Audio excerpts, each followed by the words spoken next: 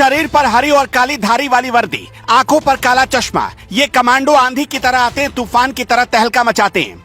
अचानक कश्मीर में भारत के दुश्मनों की हालत हो गई खराब, क्योंकि सरकार ने उतार दिया दुश्मनों का बाप, नाम है cobra battalion. US marine commando से 2 कदम आगे रहते हैं कोबरा कमांडो, जंगलों के शहंशाह, रात में दिखने वाला पहनते हैं चश्मा, 11 दिन तक बिना खाए रह सकते हैं जिंदा।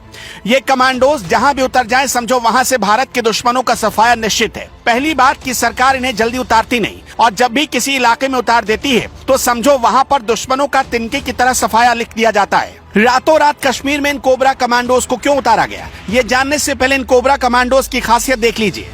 यूएस मरीन कमांडो की तर्ज पर कोबरा कमांडो को मरपट वर्दी मिलती है, यानी जंगलों में इनकी ड्रेस ऐसे घुल मिल जाती है कि दुश्मन को लगता है कि कोई पेड़ पौधे हों। इसलिए जब ये एक जगह से दूसरी जगह मूव करते हैं तो दुश्मन को पता भी नहीं लगता।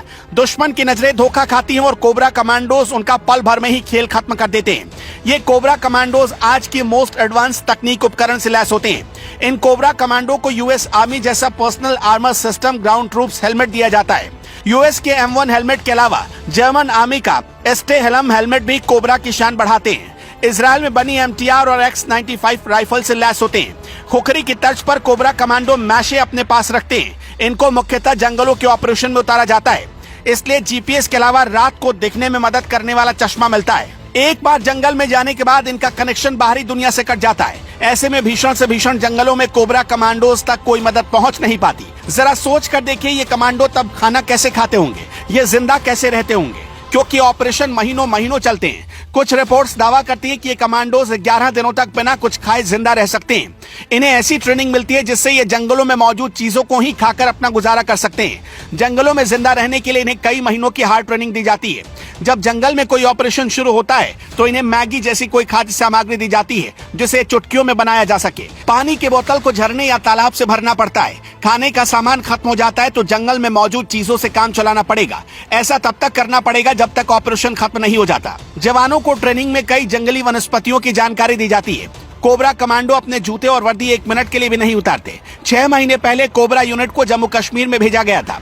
कमांडो की ट्रेनिंग अब पूरी हो गई। हालांकि जम्मू कश्मीर में लंबे समय से CRPF तैनात है। वहां पर आतंकियों के खिलाफ अलग अलग ऑपरेशंस में सेना की राष्ट्रीय राइफल और पुलिस के साथ CRPF भी रहती है। CRPF कमांडो बहादुरी के कई कारनामों में सर्वश्रेष्ठ माने जाते हैं। कोबरा यूनिट का गठन यूएस मरीन कमांडो फोर्स की तर्ज पर हुआ। अब ये कमांडोज बहादुरी के कई कारनामों में यूएस मरीन कमांडोज से आगे निकल चुके हैं। यूएस मरीन कमांडो के बारे में अगर आपको नहीं पता तो हम बता देते हैं। ओसामा तो आपको याद ही होगा, हाँ, वही जो दुनिया के लिए खतरा था। उससे यूएस मरीन कमांडो ने बिना किसी मदद के जंगल में लगातार 3 रातों तक लड़ाई लड़ी। दूसरी तरफ कोबरा के हर जवान के लिए ट्रेनिंग के दौरान 7 दिन तक जंगल में लड़ने की परीक्षा पास करना अनिवार्य है। कोबरा ने झारखंड के सारंडा के घने जंगलों में 11 दिन तक बिना किसी सहायता के एक बड़े ऑपरेशन को अंजाम दिया था। सारंडा के जंगल एक समय इतने भीषण और घने होते थे जहां दिन में भी सूरज की रोशनी धरती पर नहीं पहुंच पाती थी। वजन लेकर जंगल में नियमित रूप से लड़ने का रिकॉर्ड ब्रिटेन के विशिष्ट कमांडो SAS के नाम पर है। ये दस्ता 30 किलो वजन उठाकर 10 रात तक जंगल में गुजार सकता है, जबकि कोबरा कमांडोज 23 किलो वजन उठाकर 11 रातों तक गहन जंगल में गुजार सकते हैं। ऐसे कमांडोज की अब जम्मू कश्मीर में तैनाती हुई। इसका सीधा मतलब है कि अब जम्मू कश्मीर में भारत के दुश्मनों का सफाया तय है। ऐसे फोर्स के लिए आप क्या कहना चाहेंगे? अपना जवाब हमें कमेंट बॉक्स में लिखकर बताइएगा।